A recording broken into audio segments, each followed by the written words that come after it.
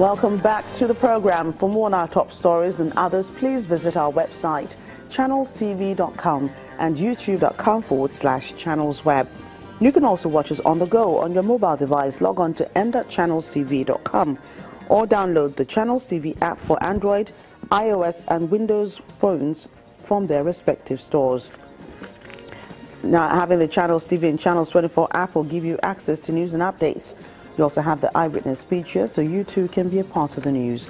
Just install the app, then tap and swipe to reveal the menu and follow the instructions to share those pictures, videos or news of happenings around you. The Akwa Ibom State Governor Udom Emmanuel says his government is committed to the provision of steady power supply in all parts of the state to boost industrialization. The governor gave the assurance in Uyo, the state capital, at the commissioning of a power substation. The Akwa Ibom State Governor is not ruling out the drums to celebrate his birthday this year. Instead, Governor Udom Emmanuel spends the day inaugurating new projects across the state for the benefit of the people. In the name of God the Father, the Son, and the Holy Spirit. Accompanied by his wife Martha and the immediate past governor of the state, Senator Godswill Akpabio, the governor inaugurated a 33 kVA and a 2x15 MVA injection substation that's expected to improve electricity supply in key areas within the state capital. Our duty will be to put Akwa Ibom State on the threshold of full industrialization. And you cannot talk about industrialization if you don't give power to the people. You must create an enabling environment. With what we are doing, which we will continue to do, when you set up a barbering salon, you won't need a better pass my neighbor. Because we can guarantee you, we are really very serious about this. The special advisor to the governor on power and the managing director of the Ibom Power Company, Menyene Etokudo, says the new power substation will boost business activities in the state. And for the residents, it's a sweet sigh of relief. We want to note that in terms of power, you had promised the people of Akwa Ibom State that you will deliver power to the point that industry, other people will relocate industry to Akwa Ibom State. And we are beginning to see that dividend of democracy. This is a testimony of the fact that you single-handedly taking over from the federal government. This is a job that is supposed to be done by the federal government, and we are doing it, and we are doing it very well. With this electricity substation, the people can only wish for more dividends of democracy to improve their standard of living. The federal government plans to establish a cashew processing factory in Oyo State, southwest Nigeria, within the next 6 months. The Minister of Agriculture and Rural Development, Audu Ogbe, also says efforts are ongoing to revitalize universities of agriculture across Nigeria to boost production in the sector. Diversifying Nigeria's economy from oil dependency is one of the targets of the Buhari administration, and agriculture a viable alternative. In Oyo State, the Minister of Agriculture, Audu Ogbe, on a 2-day working visit, says a cashew processing plant will be built and how best to leverage on the viability of Oyo State to the agricultural sector.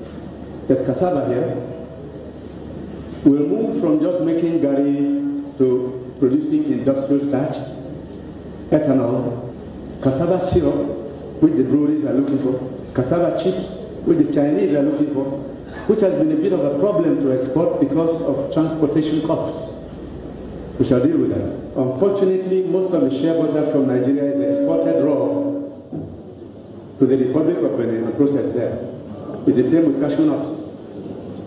We have to process our own products here, add value to them, and earn the money. Governor Abiola Ajimobi was appreciative of the visit and commended the partnership with the Ministry of Agriculture.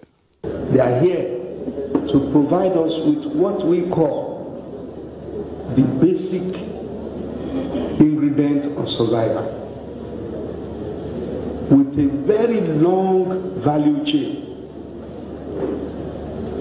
The highest employer of labor in a developing or let me even say underdeveloped countries like Nigeria is agriculture. Nigeria's potential as an agricultural powerhouse is hardly questioned. It's expected that measures such as the cashew processing factory will bring the country closer to that goal.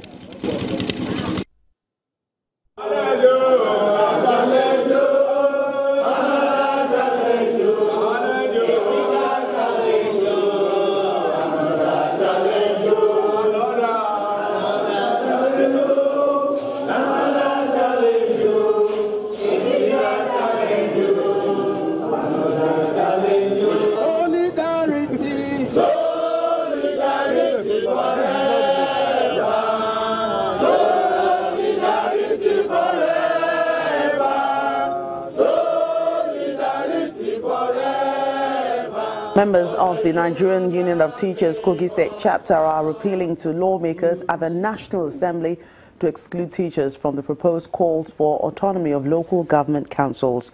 The state chairman of the NUT, Mr. Suleiman Abdullahi, made the appeal during a peaceful protest in Lokoja, the state capital. The teachers note that the calls for local government autonomy is a welcome development, but the basic enrollment for teachers should not be a part of it. It is enough. This marriage, we want it divorced.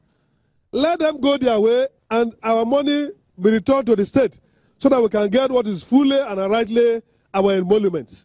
We are calling on all well-meaning Nigerians, and particularly our lawmakers in Kogi State, either at the state or National Assembly, to know that the Supreme Court judgment is always sacrosanct in all areas of policies and interpretation of the Constitution. It has clearly been interpreted. So we are saying that we do not have any other option other than the National Assembly obeying the Supreme Court law. Peradventure, they are finding it difficult. We are saying, take out that which is supposed to be part of our emolument, which goes to the local government, out of that autonomy. Let them go their way and then give it back to the state. At worst and at best, you give it to the Universal Basic Education Commission in Abuja, where, of course, we know we will get a better deal for our people. The governor of Niger State, Abubakar Bello, has been meeting with ex-governors, deputies and ministers from the state, seeking a way forward for its economy, security and overall development. At a consultative meeting with the former political leaders, Governor Bello notes that any administration that compromises the security, peace, progress and development of its citizens does not do so at its own peril. A former military administrator of Katsina State, retired Colonel Yahya Madaki, briefed newsmen on the outcome of the meeting. It's not only the state governor and his executives that will deliberate on this. Some of us that were brought in here, he said he wanted to tap our experiences and other issues as it relates to the affairs of Niger State government. And the economy that is generating internally revenue for Niger State, and infrastructure decay, and the future of our state, then security. Right. That is the much of the agenda that we covered. The crisis rocking the selection of a chief medical director for the Federal Medical Center, Idiaba, Abeokuta, may have been laid to rest following the resumption of Professor Semiu Musa. Professor Musa, while highlighting his programs of action, promised to ensure affordable, quality and timely medical services amidst allegation of imposition leveled against the Ministry of Health by union members in the center.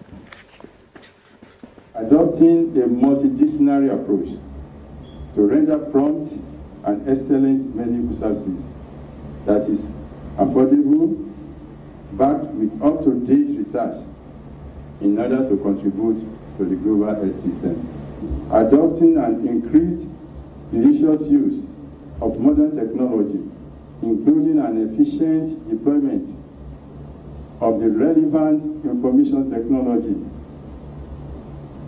for administrative and interactive management, as well as full-scale deployment of our present facilities and going into partnership with suppliers of technology to acquire new ones. Adopting a set of management strategies to inspire an accountable and transparent leadership, as well as meeting the needs of stakeholders, notably our patients, the host community, and the nation at large. When news across Nigeria returns, we'll have more on the health sector. We turn our attention to the Federal Medical Center in Owo, Ondo State. In a moment, please stay with us.